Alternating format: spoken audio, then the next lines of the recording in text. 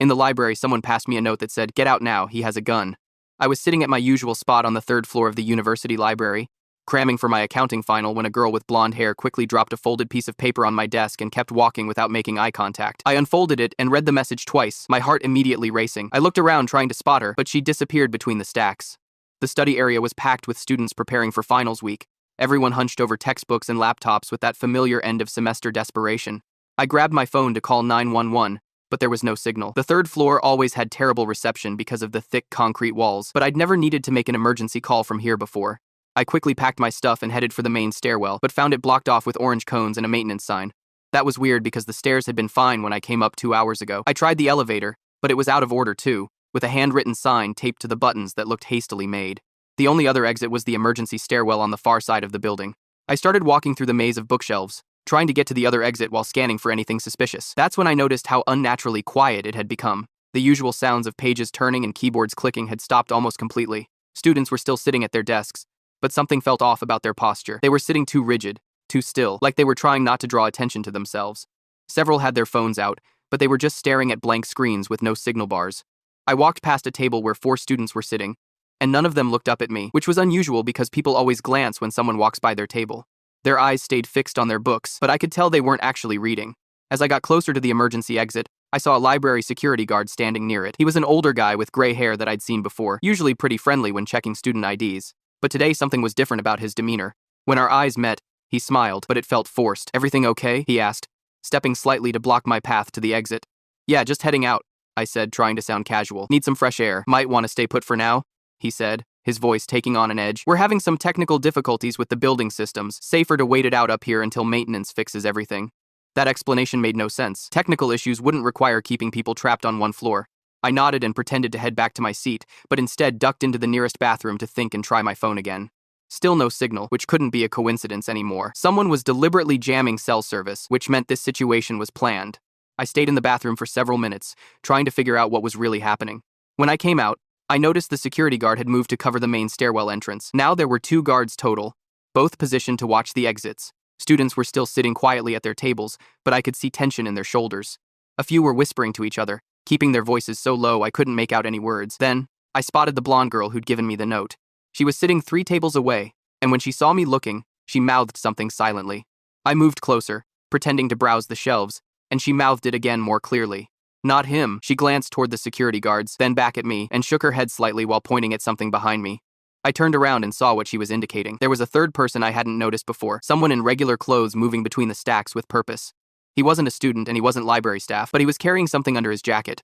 That's when I realized the guards weren't the threat. They were trying to contain a completely different danger, and I'd been looking at this whole situation backwards. I freeze in place, the realization hitting me like a bucket of ice water. The man moving through the stacks isn't just some random person, he's methodically searching for something, or someone. The slight bulge under his jacket suddenly makes horrifying sense. The blonde girl's message wasn't about the security guards at all. "Get out now, he has a gun," wasn't referring to them, they're trying to protect us.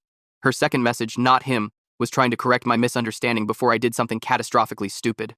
I scanned the room again with new understanding. The guards aren't trapping us, they're containing a potential shooter while trying not to create panic. The students sitting unnaturally still aren't just stressed about finals, they're terrified.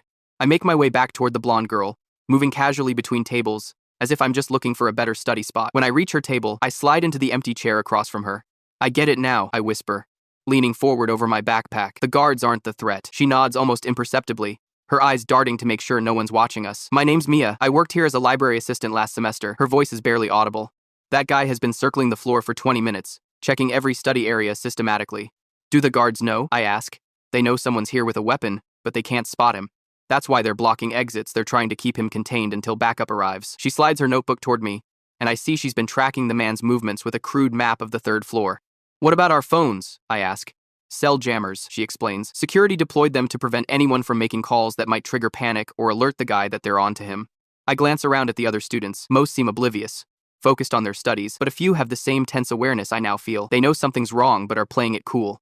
"We need to warn people without causing a stampede," I say. Mia nods. "That's what the guards are trying to do. They're waiting for campus police to secure the building, but something's wrong. They should have been here by now." I watch as the man moves toward the far corner of the library, his right hand occasionally brushing against his side under the jacket. He's average height, with short brown hair and unremarkable clothes, the kind of person you'd never look twice at. But there's something cold in his eyes that makes my skin crawl. "Do you know who he is?" I ask. Mia hesitates. I think so. He looks like a student who got expelled last semester. Ethan, something. There was an incident with a female grad student. He was stalking her. Got banned from campus. My stomach drops. And you think he's looking for her? She's a linguistics major. Always studied up here during finals week. Mia's voice trembles slightly. The guards know she's somewhere on this floor, but they can't evacuate everyone without him noticing. I watch as one of the security guards touches his earpiece, nodding at something we can't hear. His expression darkens. What's happening with the campus police? I ask. I overheard the guards talking. The electronic locks on the building entrances malfunctioned. They can't get in. Maintenance is working on it, but it'll take time. The man Ethan has completed another circuit of the study area and is now moving toward the linguistics section. His movements are becoming less methodical, more agitated. He checks his watch repeatedly. He's getting impatient. I whisper. Whatever he's planning, I think he has a timeline. Mia nods. The guards are trying to coordinate with the second floor team to evacuate people through the emergency stairwell, but he's been watching that area. What can we do? I ask, feeling simultaneously helpless and desperate to act. Help me track him, she says. If we can predict where he's going next, maybe we can warn people in his path without him noticing. I nod, taking half of her crude map. We establish a system. I'll watch his movements while she signals to students she recognizes, quietly suggesting they move to safer areas. For 10 minutes, we maintain this careful dance tracking Ethan's increasingly erratic path through the stacks while gradually shifting students away from his vicinity.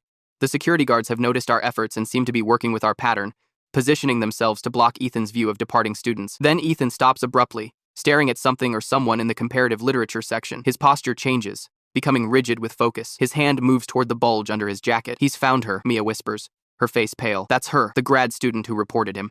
The security guard with gray hair is too far away to intervene in time. The second guard is by the main stairwell, out of sight. The young woman has no idea she's being watched, her head bent over a stack of books, completely absorbed in her studies. Ethan begins moving toward her with deliberate steps, his right hand now firmly resting on whatever is concealed under his jacket. We need to do something, I say, my heart pounding. Right now. Mia and I exchange looks as Ethan continues his deliberate path toward the linguistics section. We don't have much time. We need to track him more systematically, I whisper. He's not just wandering, he's hunting. Mia nods, quickly sketching a more detailed map of the third floor on her notebook. I'll mark where he's already checked and his current position. You watch where he goes next. I position myself at an angle where I can observe Ethan without being obvious. He's methodically working through the study carrels along the west wall, his eyes scanning each face before moving on. With each person who isn't his target, his movements become more agitated. The guards have established a perimeter, Mia whispers after returning from a casual walk past the main entrance. They're trying to keep him contained on this floor while evacuating people from other areas. Any word on backup? I ask. She shakes her head. The electronic locks on all the building entrances malfunctioned simultaneously. Campus police can't get in, and the city police are still en route. Her voice drops even lower. This wasn't random. Someone hacked the security system. My blood runs cold. You think Ethan planned this? I don't know, but look at him. He keeps checking his watch. He's on a schedule. I study Ethan more carefully. Every few minutes, he glances at his watch, and then toward the emergency exit. His face tightens each time, frustration building visibly. I know him, Mia says suddenly. I remember now. Ethan Mercer. He was a computer science major before he got expelled. She's staring at him with dawning recognition. He worked in the IT department as a student worker. He would have access to the building's security protocols. What happened with the stalking incident? I ask, keeping my voice barely audible. Mia's eyes dart around to make sure no one can hear us. It was bad. He became obsessed with a linguistics graduate student named Alicia Chen. Started showing up everywhere she went, sending hundreds of messages, leaving gifts at her apartment. When she finally reported him, he threatened to kill himself if she didn't give him another chance. And now he's back, I mutter, watching as Ethan moves toward another study area, his right hand never straying far from the bulge under his jacket. The university banned him from campus, Mia continues, restraining order and everything, but Alicia still studies here. She's always in the linguistics section during finals week, third floor, northwest corner. That's where he's heading. I check the security guards' positions. The gray-haired one is near the main stairwell, while the second guard is positioned by the elevators. Neither has a clear view of the linguistics section. We need to find her first, I say. Warn her without alerting Ethan. Mia nods. I'll circle around through the reference section. You keep tracking him.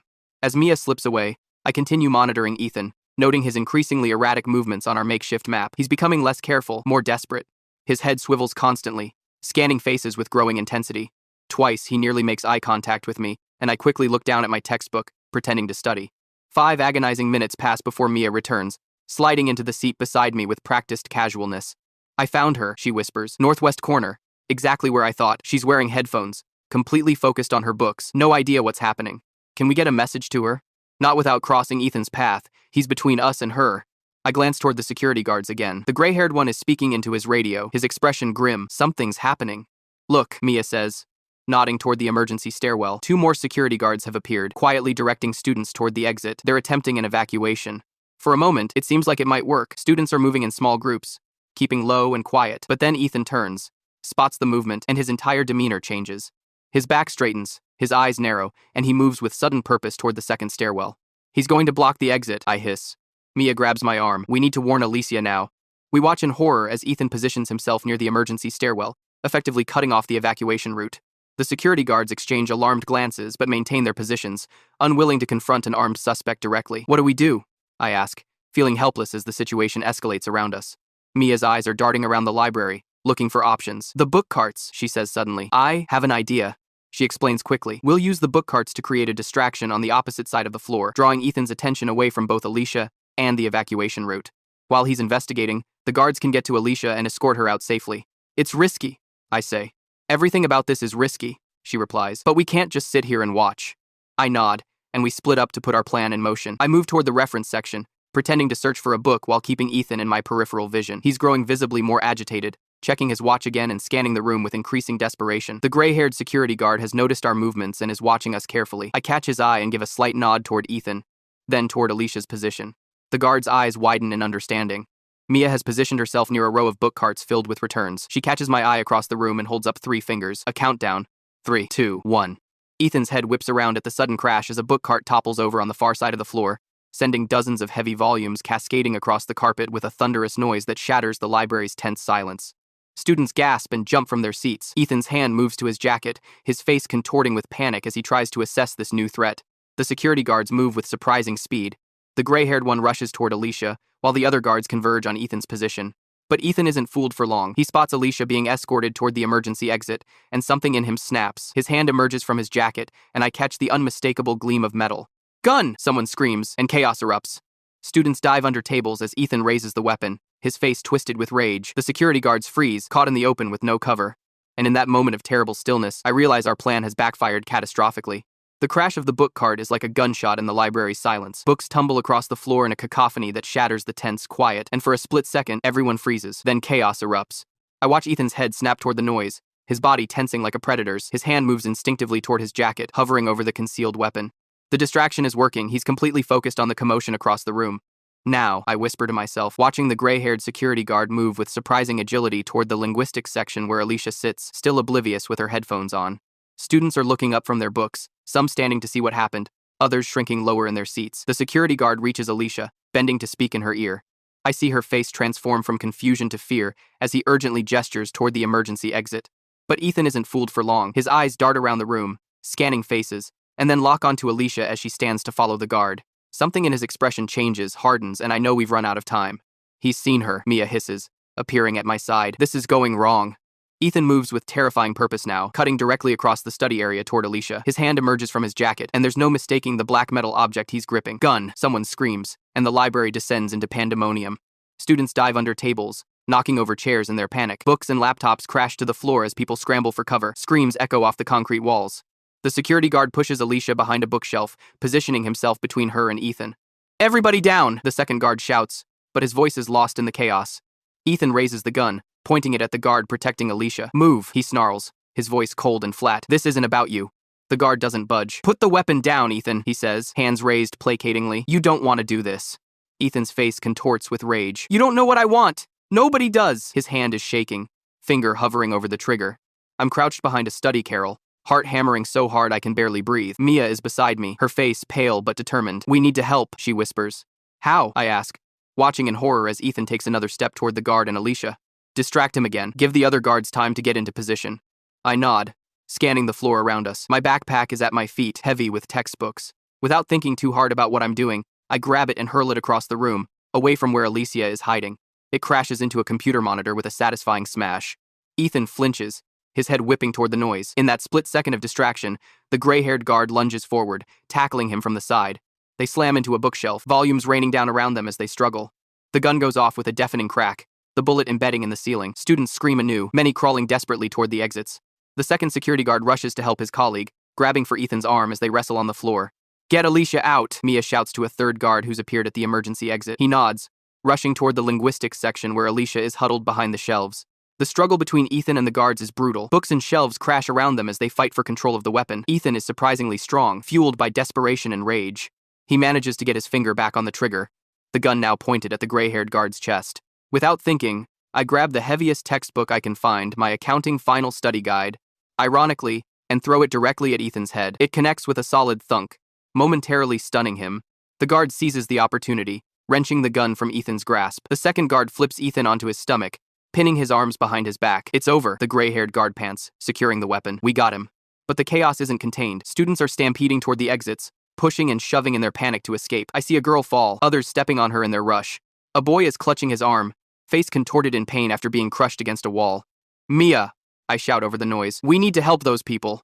She nods, and we move toward the fallen girl, helping her to her feet. Her glasses are broken, a cut on her cheek, bleeding freely, but she can walk. We guide her toward the emergency exit, where guards are now directing an orderly evacuation. A crash from behind makes me turn. Ethan has somehow broken free from the second guard and is lunging toward Alicia as she's being escorted to the exit. The gray-haired guard, still holding the gun, moves to intercept him. Stop, he shouts, but Ethan is beyond reason, his face a mask of obsessive determination.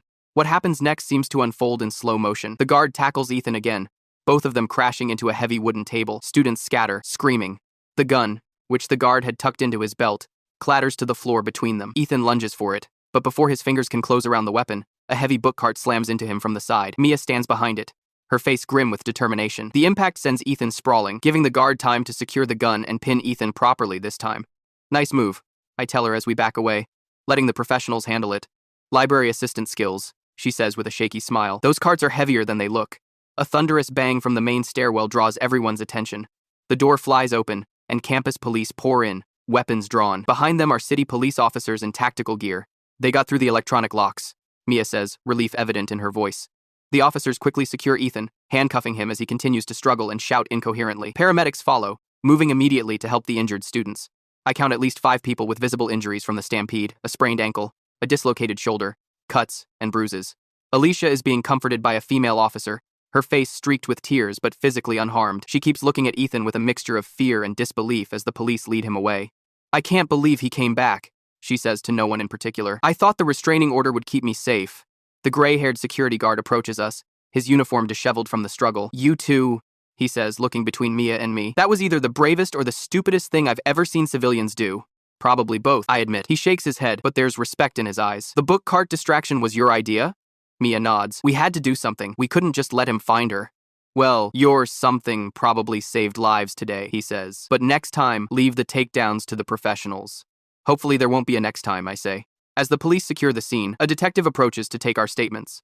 We explain everything: how Mia recognized Ethan from her time working at the library, how we tracked his movements, our plan to create a distraction. The cell jammers, I ask the detective, were those really authorized? He shakes his head. No, that was Ethan's doing. He hacked into the building's security system and activated the jammers remotely, wanted to make sure no one could call for help. He planned all this, Mia says quietly. The electronic locks, the jammers, the fake maintenance signs. He was thorough, the detective agrees, but not thorough enough to account for 2 students who paid attention. As we finish giving our statements, I look around at the devastation: overturned tables, scattered books, abandoned backpacks. The 3rd floor of the library, usually a sanctuary of quiet study, has been transformed into a crime scene. Mia touches my arm. You okay? I nod slowly. Yeah, just processing. Me too. She watches as paramedics help a student with a sprained wrist. I can't believe we did that. I can't believe it worked, I say, mostly. Outside the library windows, I can see news vans already gathering. This will be the lead story tonight: attempted shooting at the university library, suspect apprehended, several injured in evacuation. What they won't know, what they can't capture in a 2-minute segment, is how it felt to be here, to see the look in Ethan's eyes, to make split-second decisions that could have gone catastrophically wrong. What happens now? I ask, not really expecting an answer. Mia looks at me, her expression thoughtful. Now we finish our finals, and then maybe we help make sure this never happens again. As we're escorted from the building, I realize my accounting textbook is still somewhere on the floor of the library, possibly evidence now. Finals suddenly seem very far away, and incredibly unimportant. The police station is crowded with shell-shocked students giving statements. I've been sitting on this hard plastic chair for over an hour, watching officers move efficiently through the chaos. My accounting textbook is long forgotten, probably tagged as evidence somewhere in the library crime scene. Here, Mia says, handing me a paper cup of vending machine coffee. It's terrible, but it's caffeine. I take a sip and grimace. Thanks. Any word on the others? The girl with the sprained ankle is at the hospital. Everyone else had minor injuries. She settles beside me, tucking her blonde hair behind her ear. They're interviewing Alicia now. A detective approaches us, notebook in hand. He's middle-aged with tired eyes that have seen too much. We've got most of your statement, but I need to clarify a few things about the suspect. We spend another 30 minutes going through every detail: how Mia recognized Ethan from her time working at the library, how we tracked his movements, our makeshift map of the 3rd floor. The detective nods occasionally, jotting notes. So the cell jammers, I ask when we finish, were those actually authorized? The detective shakes his head. No, that was all Ethan's doing. He hacked the building's security systems remotely. The electronic locks, the jammers, everything. We found equipment in his car that allowed him to override the university's security protocols. Jesus, I mutter. He really planned this. More thoroughly than you know, the detective says grimly. We found a detailed journal in his apartment. This wasn't just a spur-of-the-moment revenge fantasy.